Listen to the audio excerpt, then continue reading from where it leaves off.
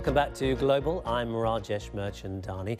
Now, if you're watching in Asia or actually even in some American cities, you know that the street is often where you go to get your food. Well, it seems that here in the British capital, street food is also gaining in popularity. That's because the London heats of the British Street Food Awards have been taking place at the weekend. We're going to be speaking to the founder and the winner of the heats in just a moment.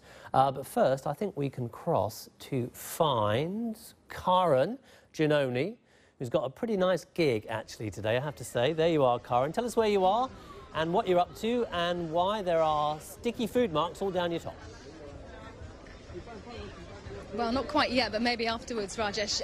Camden Lock Market is where I am. It's called the Global Kitchen, and 5 years ago, there was barely nothing here. It was an empty courtyard. Now, 5 years on, this place is absolutely teeming with street food, market stalls all over the place. Let's just give you a little flavour, pardon the pun, of all of them here and some of the new arrivals. And this is the Turkish street food market stall here.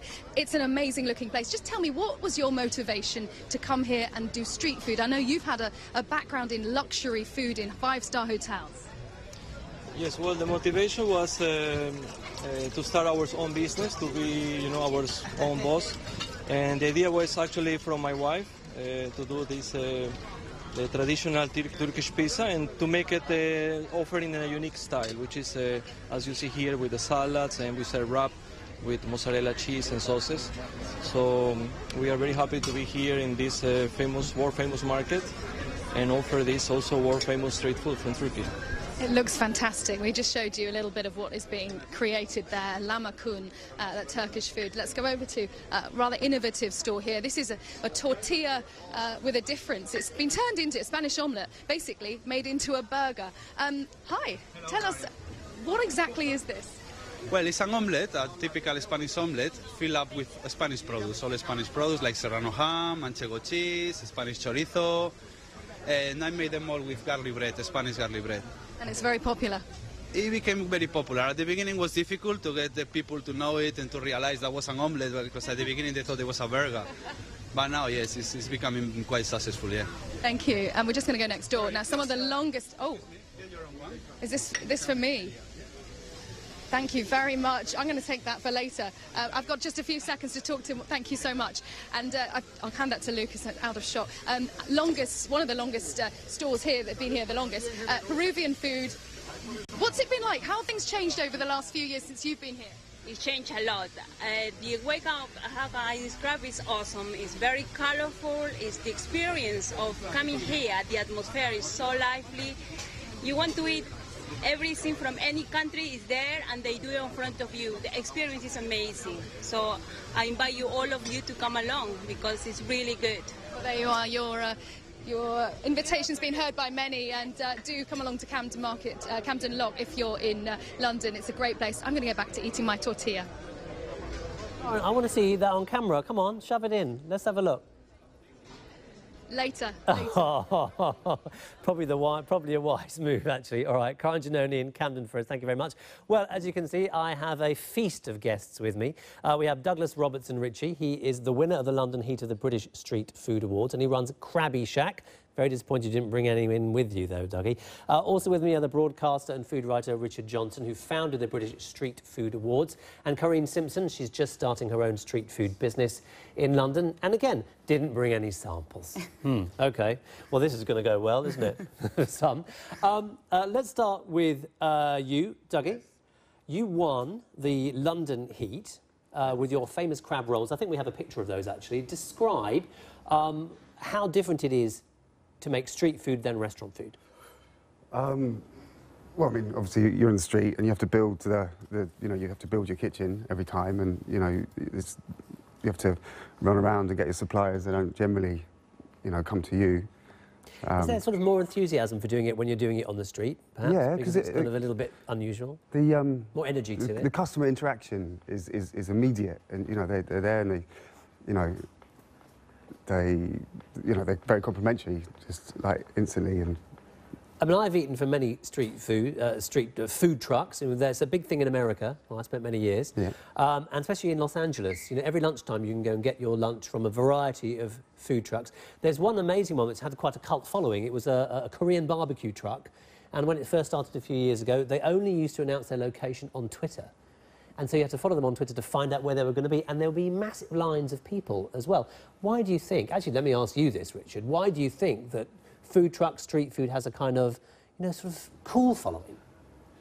Well, it started off as a very underground thing. You would see the people sort of emerging from the underground with their BlackBerrys, with their iPhones, just following the Twitter feed. As it's grown and as it's evolved, it's become much more popular. It's much more about families, much more about children. And what that film didn't really reflect is just that kind of interaction that Dougie's talking about. That the people like him, they're all big mouths. They're all costermongers. They sell, and it's all about the smells, the interaction, the queue, how to deal with a queue. You know, you want a queue that's long enough but not too long, just to show interest. And it's all about selling. And you started the British Street Food Awards. Why did you come up with an award for this, and what's been the response? I saw what was going on around the world and thought, as I was restaurant critic at The Independent, and thought it's crazy that we can't do that here. So I thought, set up the awards as a line in the sand, and we struggled in the beginning to fill a car park in Ludlow. The prize was a stick blender. The prize last year was the right to trade in the Olympics, business makeover from Marks and Spencer's. Wow. We have shifted. I'm not saying it's all down to the awards. It's down to people like Dougie that have grown into something that is, I mean, I think the best street food in the world now, rather than just referencing what's going on in the States. That's quite a claim. Well, you know, on a channel like this, it is a big claim. But you know what? Here in London, you think has the best street food in the world? Yeah, no, in Britain, not just in London. Okay, that's still quite a claim. Because I think that you can look to the Far East for a food culture that eats on the street, but doesn't put the party in the middle of it. What we do in this country is create parties, what's called food raves, around the street food, around music, around beer. We do it differently. And you look in America, and I think in America it's much too much about fat and about comfort food and about, you know, it doesn't really elevate food, I think, what they're doing in America. OK, Corinne, as a budding restaurateur, is this a great way to get your own place? Most def.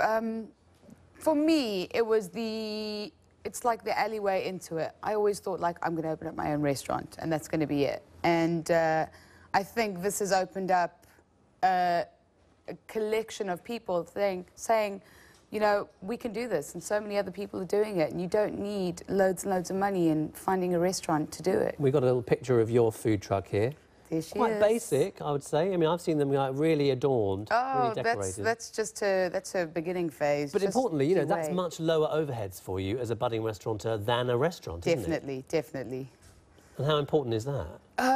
It's extremely important. I mean, I myself have been working in the service industry, so for me, I haven't made a great deal of cash. I don't have any sort of flow like that. So for me, the less the better, cash-wise, yeah. Dougie, do you think that is a way, that is perhaps why it's so energetic, this new food truck scene, because it allows people who maybe don't have the resources to open a restaurant to get into the business? Absolutely, yeah. I mean, but also because you're just focusing on one dish, and you're just doing one dish, you're doing it well, you don't necessarily have to be massively from a chef background either, so you get lots of different kinds of people, you know, not just chefs. Richard, last 10 seconds, what's the best street food you've ever eaten?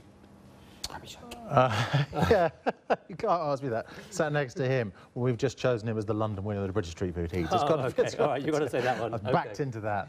All right, easy cop out. OK, Dougie, Richard and Corinne, thank you all very much for joining me. I wish you'd brought some food, I have to say, made me very hungry. Stick around though. I'm Rajesh Merchant Dunn. You've been watching Global. Plenty more news to come on BBC World News though.